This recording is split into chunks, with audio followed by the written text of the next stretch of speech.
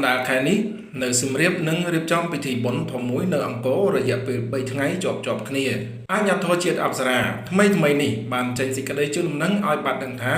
ខាងអាជ្ញាធរនឹងរៀបចំប្រារព្ធពិធីបុណ្យរំលឹកគុណអង្គរនៅក្នុងរមណីយដ្ឋានអង្គរដែលនឹងប្រព្រឹត្តទៅចាប់ពីថ្ងៃទី14ដល់ថ្ងៃទី16ខែធ្នូឆ្នាំ2021នេះរៀបចំប្រារព្ធពិធីបុណ្យនេះធ្វើឡើងដើម្បីចូលរួមអបអរសាទរខួបជិត30ឆ្នាំនៃការចុះរមណីយដ្ឋានអង្គរទៅក្នុងបញ្ជីនៃសម្បត្តិបេតិកភណ្ឌពិភពលោកនាថ្ងៃទី14ខែធ្នូឆ្នាំ1992ដែលជានិមិត្តរូបជាតិវឌ្ឍនភាពជាតិសាមគ្គីភាពនិងសុខសន្តិភាពក៏ដូចជារំលឹកគុណដល់បុព្វបុរសនិងបុព្វការីជនខ្មែរគ្រប់ជំនាន់អាជ្ញាធរជាតិអប្សរាបានបញ្ជាក់បន្ថែមឲ្យដឹងថាពិធីបុណ្យដ៏មានសារៈសំខាន់នេះនឹងរួមមានការប្រារព្ធពិធីបួងសួងសុំសេចក្តីសុខនិងការដាក់បាតព្រះសង្ឃនាព្រឹកថ្ងៃទី14ខែធ្នូការដាក់បាតព្រះសង្ឃនាព្រឹកថ្ងៃទី14ខែធ្នូឆ្នាំ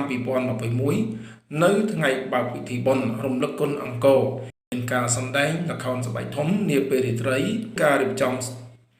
ស្តង់ពិព័រណ៍សមិទ្ធផលនិងសកម្មភាពការងាររបស់អាជ្ញាធរជាតិអប្សរា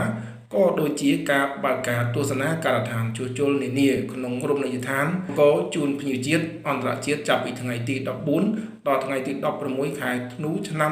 2021ផងដែរដោយឡែកមុនការប្រារព្ធពិធីបុណ្យនេះក៏នឹងមានការប្រារព្ធពិធីសាសនា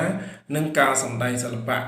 ជាពិសេសការសម្ដែងល្ខោនបាសាក់ឧបត្ថម្ភគាំទ្រដោយវិស័យឯកជនផងដែរនៅថ្ងៃទី12និងថ្ងៃទី13ខែធ្នូឆ្នាំ2021នៅបរិវេណបាត់ភ្នំបាក់ខែងនិងទីលានជលដំរីក្រុងអង្គរធំ